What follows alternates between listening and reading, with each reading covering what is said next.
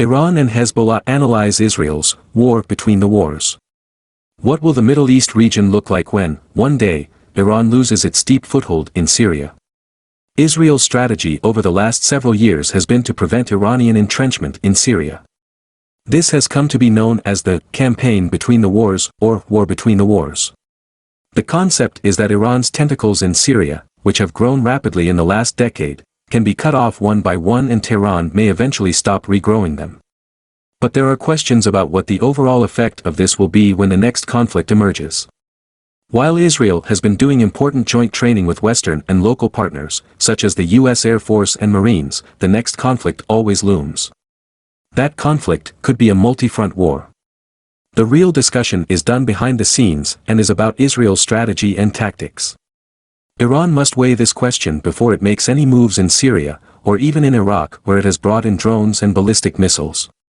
Iran acknowledges that Israel's defense minister Benny Gantz has said that Israel would never allow Hezbollah and its Iranian allies to target Israel's military superiority, Tasnim notes. The Israeli agreement with the United States is based on a strategic plan to protect Israel's military superiority in the Middle East for years to come. It was not clear exactly what agreement this refers to.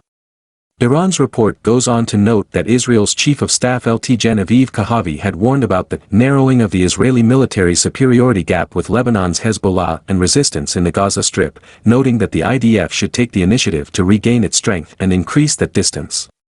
Iran has concluded that Israel may be incapable of engaging in a war or escalating tensions to the point of exploding the situation in the region. The report says that Israel is trying to maintain its qualitative military edge, QME, but that it has always faced a threat since the 1950s and will not be able to solve its geographical and demographic weakness. The report indicates that despite advanced weapons, the concern won't change. So what does Iran think will happen? The report says that the Islamic Republic of Iran, despite the siege and the numerous wars imposed on it, has succeeded in several areas of military and missile technology to an advanced level of capability and development.